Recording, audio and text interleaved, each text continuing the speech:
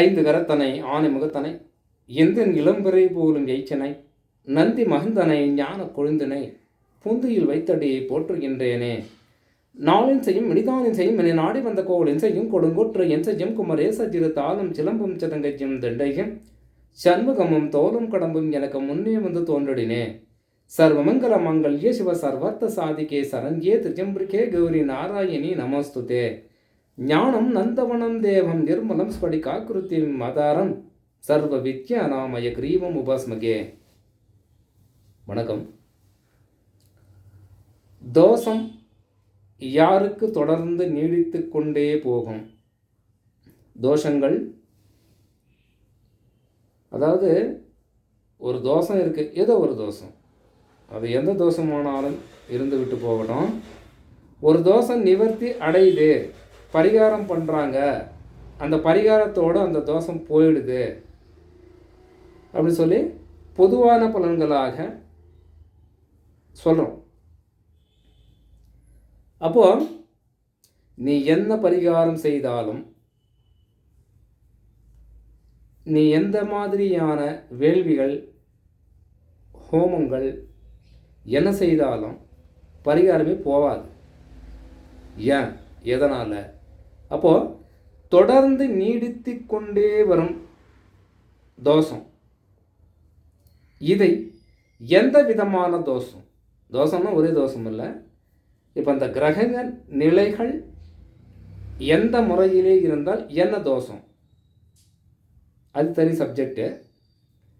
அப்போது எந்த கிரகம் எந்த இடத்தில் நின்று அந்த ஜாதகனுக்கு தசாபுத்திகள் நடத்தினால் தோஷங்கள் விளைவித்தால் அந்த தோஷம் நிவர்த்தி அடையுமா அடையாத என்பதை நாம் எப்படி தெரிந்து கொள்வது ஜாதக ரீதியாக அப்படின்னா,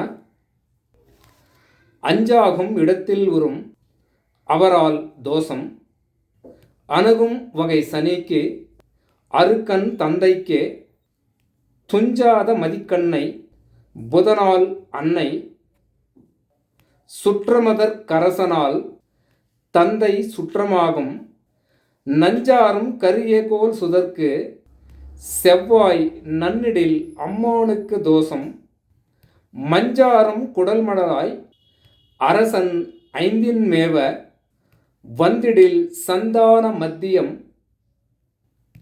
உதித்தல் தானே.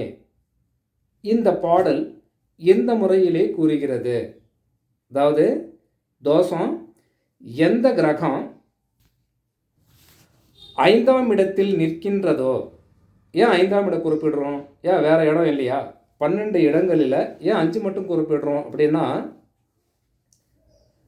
ஜாதகனுடைய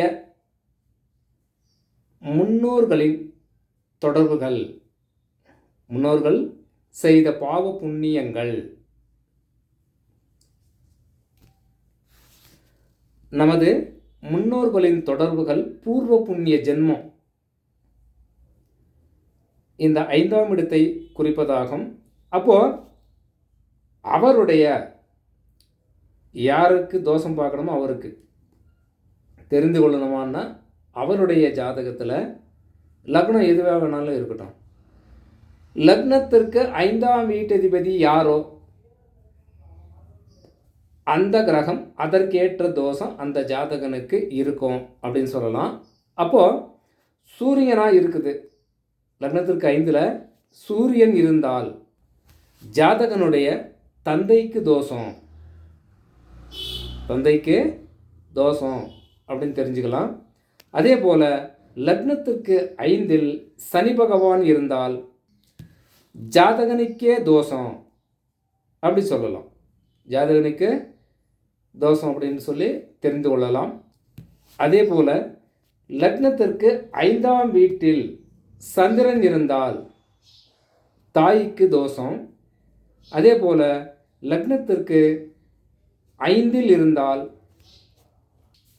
லக்னத்திற்கு 5ஆம் வீட்டதிபதி புதனாக இருந்தால் தாய் சம்பந்தப்பட்ட விஷயம், தாய் மாமன் சம்பந்தப்பட்ட விஷயம், இந்த ஒரு விஷயங்களிலே அவருக்கு தோஷம் உண்டு அப்படின்னு சொல்லி தெரிஞ்சுக்கலாம்.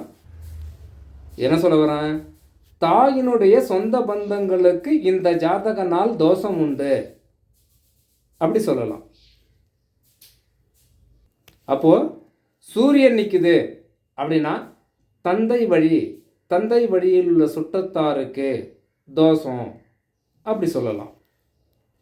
அதே போல ராகு பகவான் லக்னத்துக்கு 5ஆம் இடத்திலே இருந்தால் தன்னுடைய மகனுக்கு தோஷம்னு சொல்லலாம். ஏன்னா 5ல் ராகு இருந்தால் ஒரு விஷயம் சொல்கிறாங்க பெரியவங்க, என்ன சொல்கிறாங்கன்னா, கொடிமாலையோடு, ஏன்னா இது ஞாபகம் வந்தது இன்றைக்கி ஒரு ஜாதகம் பார்த்தா, அதனால் பிறக்கும்போது கொடிமாலையோடு பிறக்கும் ஜாதகம், அந்த ஜாதகத்தை ஆராய்ந்தோமானால் லக்னத்திற்கு 5ல் ராகு பகவான் இருப்பார். இப்போ ஒரு தாய் ஒரு குழந்தையை பெற்றெடுக்கும் நேர காலங்களிலே லக்னத்திற்கு 5ஆம் வீட்டில் ராகு பகவான் இருக்கும் காலங்களில் ஜனனம் எடுத்தால் அந்த குழந்தை கொடிமாலையோடு பிறக்கக்கூடியதாக இருக்கும் அப்படின்னு சொல்லி நாம் தெரிஞ்சுக்கலாம். ஏன்னா இப்போ பார்த்ததுனால அப்படியே உடனடி ஞாபகம் வந்தது. அப்போது ராகு இருந்தால் தன்னுடைய மகனுக்கு தோஷமாக நாம் நினைக்கணும். அதே போல் குரு லக்னத்திற்கு 5ஆம் வீட்டில் குரு இருப்பவர்களுக்கு குழந்தை சம்பந்தப்பட்ட விஷயத்திலே அதிக எச்சரிக்கை தேவை. ஏன்னா இது பொதுப்பலனாக எடுத்துக்கொள்ள முடியாது. குரு இருந்தால் குழந்தை ஆகாது அப்படின்னு சொல்கிறோம். ஆனால் இது எல்லோருக்கும் பொருந்துமா அப்படின்னா சந்தேகம். ஏன்னா அவருடைய ஜாதகத்தை நம்ம ஆராய்ந்தால் தான் புரியும். இப்படி தோஷங்கள் தொடர்ந்து நீடித்து கொண்டே வரும். ஒரு குடும்பத்தில் ஏதாவது ஒரு வகையில் தாய்க்கு, தந்தைக்கு, மகனுக்கு இப்படி ஏதோ ஒரு தோஷம் தொடர்ந்து கொண்டு தான் இருக்கும். மேற்கூறிய பாடலின் முறைகளிலே நாம் மிக எளிதாக இந்த தோஷங்களை நாம் தெரிந்து கொள்ளலாம். வணக்கம்.